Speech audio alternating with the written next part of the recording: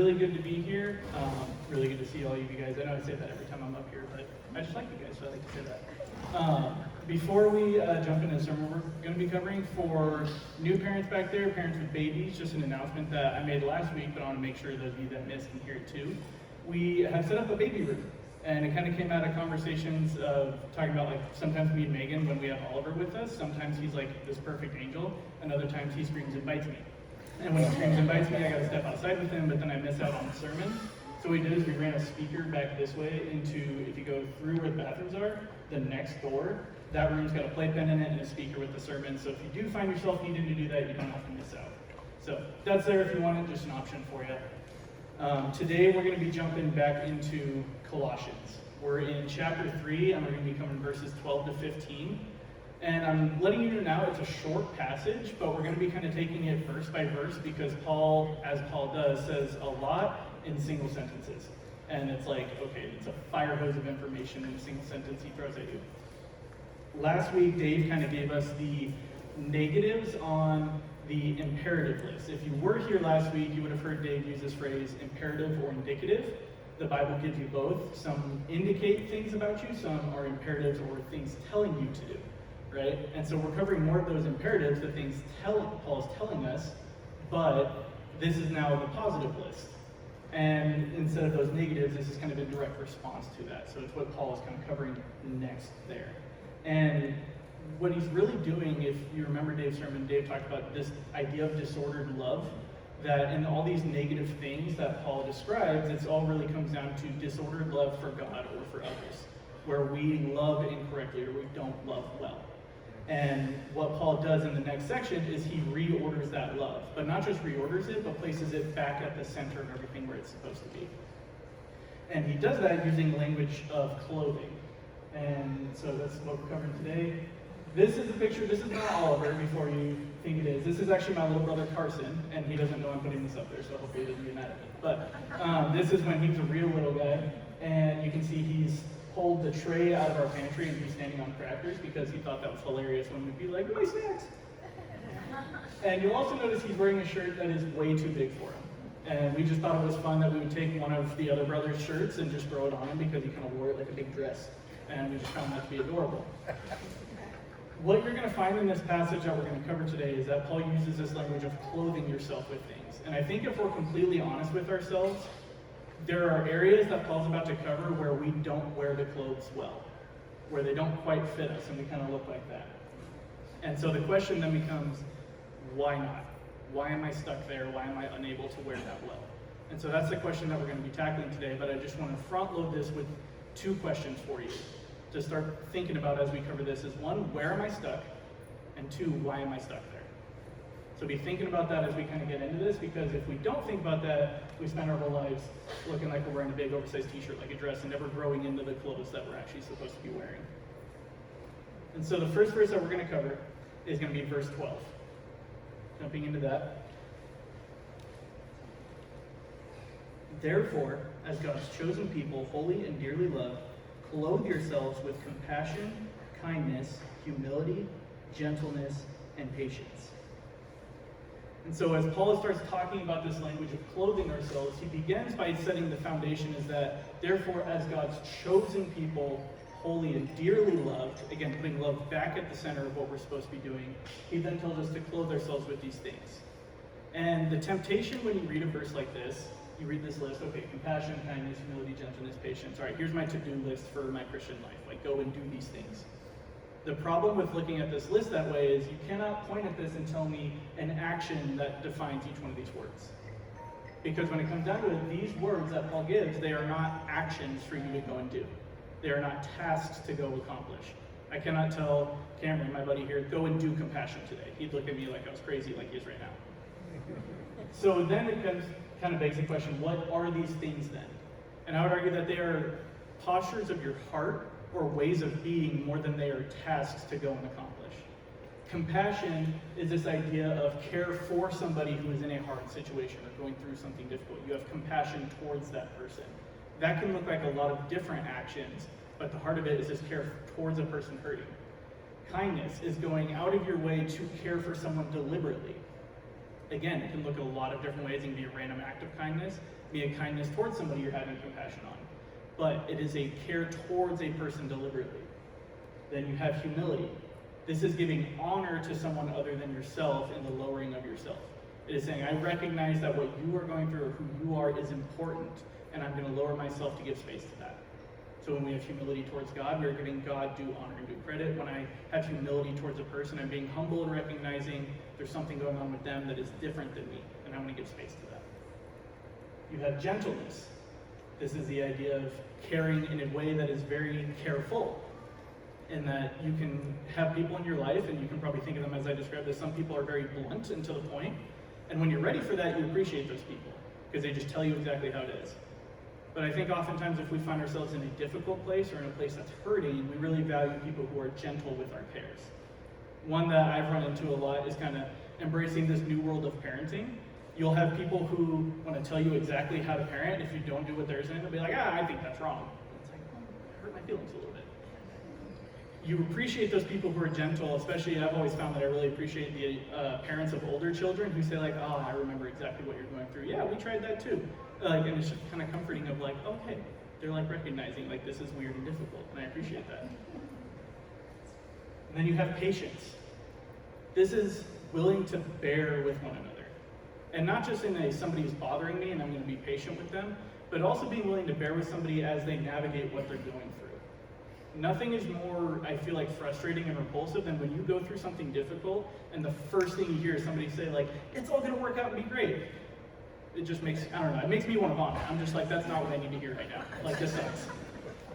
And so as you kind of talk about this and explore this and you explore patience, it is willing to bear with one another that somebody is going through something genuinely difficult, having the willingness to be patient with them through that and walk with them through that season, knowing that they're going to be hurting, that they're going to be negative, that they're going to be in a place of struggle.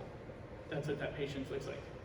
So again, as you look at this list, we have to fight that temptation to look at it as a list of tasks because it doesn't fit into that. These are ways that we are towards each other. Paul continues this list in verse 13.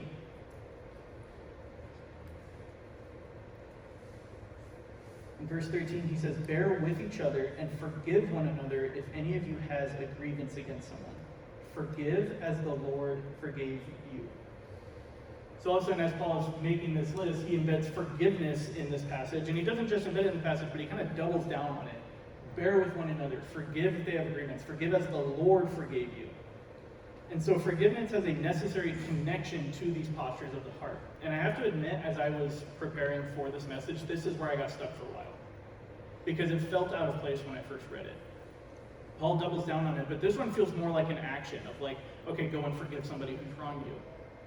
And so as I'm asking myself, okay, he's giving us this list of this way that our hearts are supposed to be, and then he starts talking about forgiving people. Forgiveness is also a posture of the heart.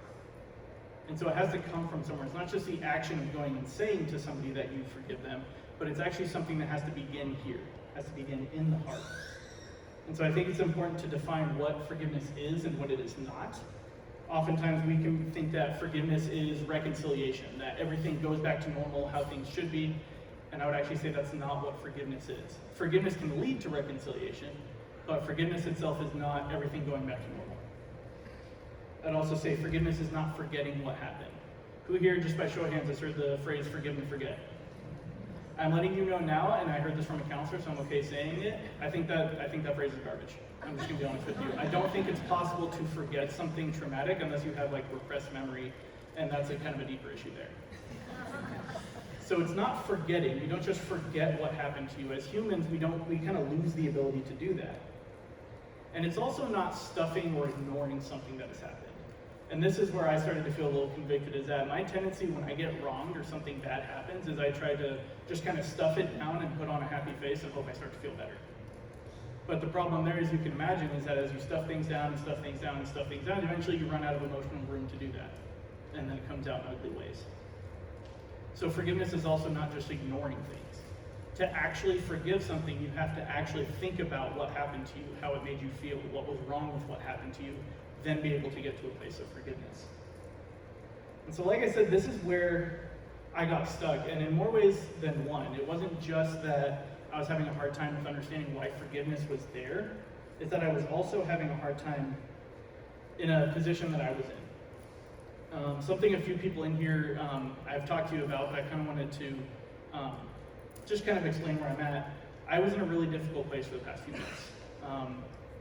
It was a combination of factors that contributed to it. There was, being a new parent was a part of it, learning to be a father for the first time.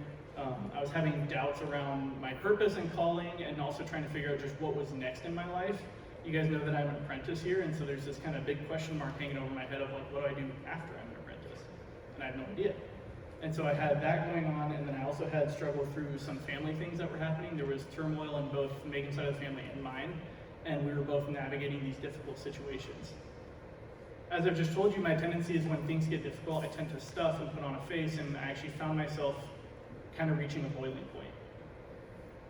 For a good couple of months, I found myself every day unable to sleep, unable to eat. I felt like I hated myself. I felt like I hated everything around me, and I felt deeply ashamed that I felt those things. And it was a perpetual cycle for about 2 months. And it took me longer than I'm proud of to actually start admitting that to people, even to my own wife, that I was in a place where I did not have the energy or capacity to care about anything.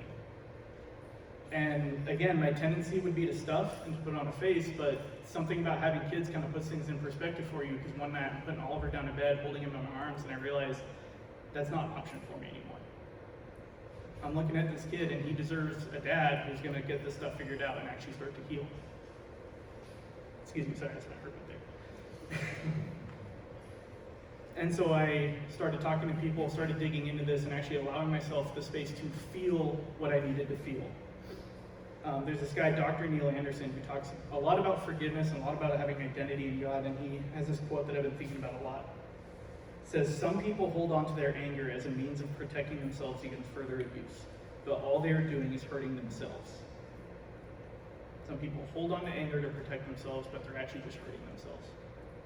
And so I started diving into, why do I feel anger and hatred towards the world around me? Why do I feel anger and hatred towards myself? Started meeting a counselor with a counselor to dig into this, and what I found is I had a very flawed understanding of what forgiveness is.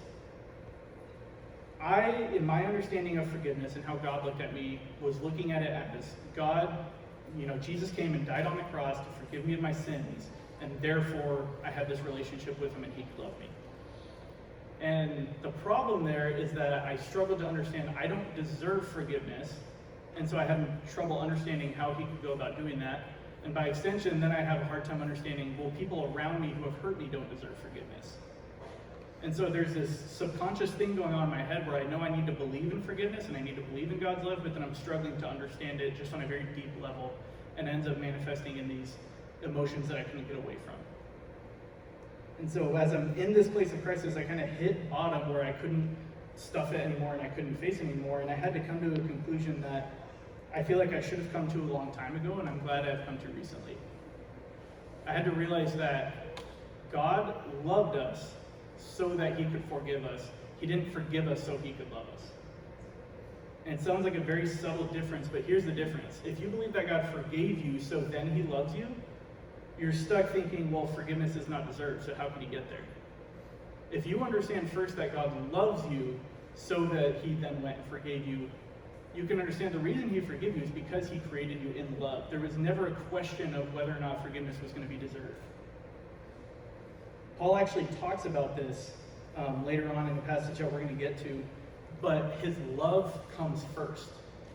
That God loves in order that he can forgive, which takes us to verse 14.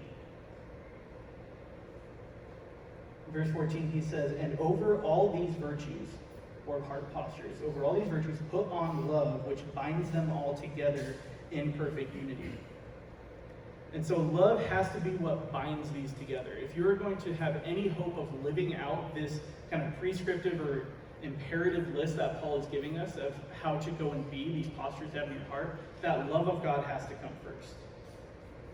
Because forgiveness, and by extension, these ways of being, compassion, humility, everything that he lists, comes out of being loved by God. It is a product of God's love. And his actions towards us are a product of his love. And when we misunderstand God's love this way, we are misunderstanding what it really is to be a believer. Because if we believe that we are constantly striving after some forgiveness that we can't ever hope to earn, then we're kind of stuck in futility, and we're stuck in, I would say frankly, the kind of emotions I started feeling towards myself. We have to first understand God's love and put it back first in the order. That is what it looks like to reorder this love. And Paul talks about this idea in another place, in Ephesians 1, verses 4 through 8, he says it this way. For he chose us in him before the creation of the world to be holy and blameless in his sight. In love, he predestined us for adoption to sonship through Jesus Christ, in accordance with his pleasure and will, to the praise of his glorious grace, which he has freely given us in the one he loves. In him we have redemption through his blood, the forgiveness of sins, in accordance with the riches of God's grace that he lavished on us. If we are going to understand God's forgiveness correctly, we have to understand that it came out of an outpouring of love. It says that he lavished this upon us, that there was an abundance of this amount of love that he had for you, and so forgiveness was not even a question. This was not something that we were going to hope to earn at some point. It says that before God made anything, he determined, I am going to create a people that I love. And I am going to make it possible to forgive those people because I love them. So we then are called to live out of a place of that love. We are not called to strive after God's good feelings towards us. We are not called to strive after forgiveness. We are called to receive it because we know that we are loved as his children. And where this became very real for me was that as I kind of hit bottom emotionally and was in this place where I was in a really dark time, that was where I started to see God's love most clearly. Is that as soon as I took that step of, I have to admit that I'm stuck here. I'm stuck in this place where I don't feel compassion. I don't feel kindness. I don't feel humility. I don't feel any of these things. I feel nothing but anger. And I started to admit that to people. That was where I saw church family come around me and support me. That was where I saw my wife support me in all the ways that she could. That's where I saw people encourage me towards counseling and start to be able to see my life get a little bit transformed. And I started to see God's love in a very tangible way.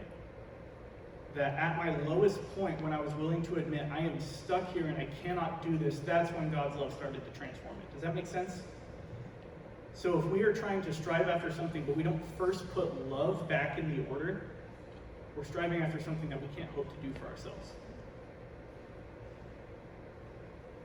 And our posture towards others then has to come from the same place. That your compassion towards your fellow man, your kindness, your humility, your gentleness, and your patience. Anybody in here ever found it hard to be patient with somebody? I call all the parents laugh at that. That's my favorite part. Think about it for a second. If you find it hard to have compassion towards people, if you find it hard to be gentle, if you find it hard to forgive people, if you find it hard to be kind towards people, if you find yourself saying they don't deserve that from me, congratulations, you're in a similar place that I was, and you need to understand God's love came before these things. That God created that person that you're thinking about in that same love that he created you with. And if you're like me and you find it hard to forgive yourself, you're thinking about your own struggles, the things you've done in your past, or the ways that you fail, and you find it hard to do anything except constantly beat yourself up and try to be better, I have news for you. God loved you before you ever did or didn't do anything. Says that before he created anything, his love for you existed. And so if you find yourself in that place where you can't forgive yourself, you're losing sight of who God is. Because God is a loving Father who created you knowing you would fail, and that's why he then accomplishes forgiveness on the cross for us, is because of that love that already was present for you. And so this takes us to verse 15. Let the peace of Christ rule in your hearts, since as members of one body you were called to peace, and be thankful. So the peace of knowing these truths of God's love towards you are meant to give us peace and meant to bring us to gratitude. Because the Christian life is not chasing after moral codes or chasing after values that we're supposed to live up to. We're chasing after certain ways of being and try to do it to the best of our ability. The Christian life is a wounded sinner transformed by the love of God, and living out of that place. The Christian life is out of love, not after striving. And so ask yourself those questions again. Start with, where am I stuck? Do you find it difficult to forgive yourself? Do you find it difficult to forgive others? Do you find a lack of compassion, humility, gentleness, kindness, patience towards each other? If you find yourself in that place, that's where you're stuck, that's where to start. And then the more difficult question is, why are you stuck there? Because I can tell you honestly, I've been through some experiences that have been incredibly difficult to forgive, ones that I'm still working on. I've been wounded by family members in my past, ones close to me. I've been wounded by friends who I'm no longer speaking to. I've been wounded by people that I worked for. I've been wounded by people who were meant to care for me. And I found myself, as I was digging into all this, realizing there's a lot of things in my life I had not forgiven yet. And I was not going to be able to understand God's love clearly if I was not willing to start forgiving things. And I was not going to be able to forgive those things if I didn't start understanding that God's love has to be first and foremost. It has to change myself. Because I was sitting around waiting for the day I would feel like they deserved my forgiveness. Imagine if God sat around and waited for the day that we all deserved his forgiveness. That's not how he works. And that's not the life he's called us to. Fortunately, I had somebody very close in my life for really most of my life. And there was some wounding that kind of happened two ways. We were at odds with each other for a long time, went a few years without speaking to each other. And it was an incredibly difficult time. I felt nothing but anger towards this person who I used to love. And I found myself, every time I tried to talk to this person, the conversation would go back to anger, would go back to arguing, would go back to, and so for a while I just avoided it. And I remember a few years back when we finally, at a friend's wedding, we kind of stepped out during the reception and talked to each other for a good, it's probably 2.5 hours. And in that conversation, I was finally able to see this person's heart and where they were at, where they were hurting. I was able to understand that they were not trying to hurt me, they were themselves hurting. And if you've ever heard a good phrase to live by, hurt people hurt people. It's a good thing to keep in mind. Hurt people always hurt people. And as we kind of came to this understanding of each other, we were able to forgive each other in that conversation. And we're closer than we've ever been. But I had to first see his heart. I had to see his love. I had to see his care and God's love for him before I could actually bring myself to say, no, forgiveness is necessary here.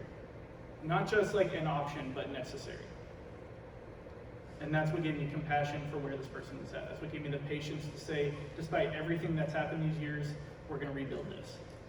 That's what gave me the kindness to say, yeah, what you're going through, I care about, and I'm going to help you there. But I had to see the heart. I had to see that love. God's love is meant to transform us from the inside out. So ask yourself where you're stuck and ask yourself why you are stuck there. What is it about the people around you, or what is it about yourself that you're not seeing through God's eyes? Because when we put things back in terms of how God looks at them, suddenly that list makes a lot more sense. So I'm going to reread the first verse here. And I want you again to think about this as not as things towards people around you or things towards people who have hurt you, but God's feelings towards you and God's feelings towards that person. Clothe yourselves with compassion, kindness, humility, gentleness, and patience. So clothe yourselves. Yes, these clothes don't fit perfectly, and there's areas we need to grow into them, like my little brother in that t-shirt, but clothe yourselves with these. And say, if these don't fit, where do I need to grow? Where do I need to have that compassion, that kindness, humility, gentleness, and patience? And forgive as the Lord forgave you, and put on love to bind it all together. What I wanted to do today to kind of wrap this up is I wrote out this benediction, this kind of closing thoughts I had around this passage. And just so you know, this comes from a place of, I wrote a journal a few weeks ago, or no, about a month ago actually. I wrote a journal about a month ago, kind of wrapping up all the negative things I was feeling. And I let Dave and Caleb read that journal to kind of just like, hey, here's how I'm feeling, can you help? I really appreciate their patience with me. And I kind of took a look at that journal, and the first feeling I had was that shame of like, why am I feeling this way? But as I started to recover and I started to get into a better place, I've had some new thoughts around how I should be understanding God's love, rather than how I was in that dark place. And so this is my own response to my negative feelings, but it's also my call to you as a church. that we would see God's love in this very tangible and real way. So I'll read this and I'll close us out in prayer before we worship together.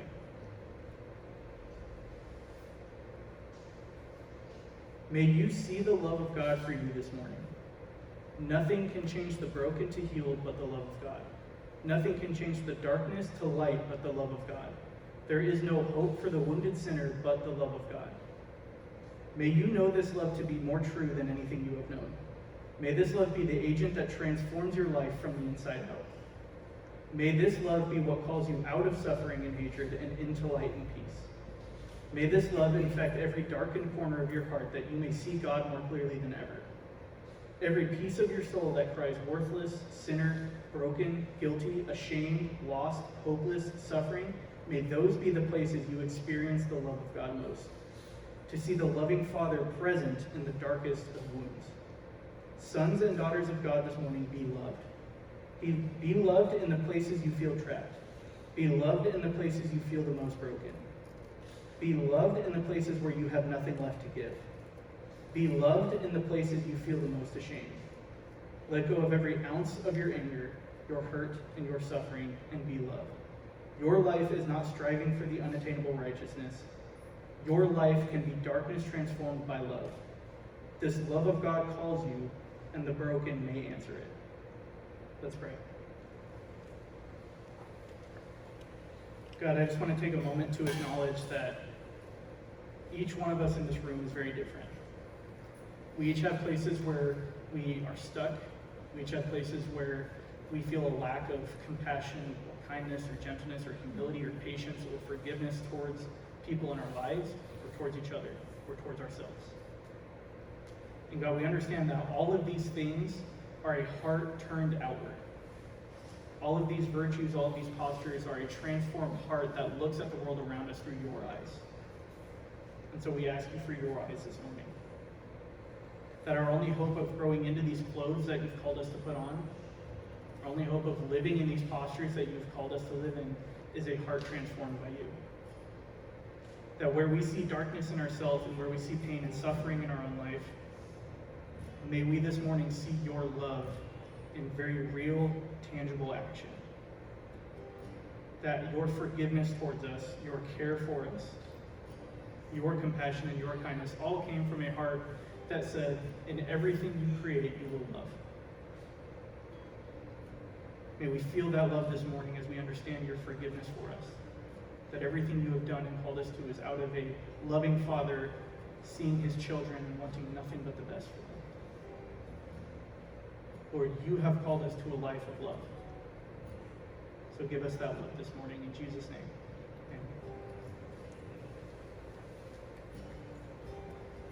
Amen. Go ahead and stand.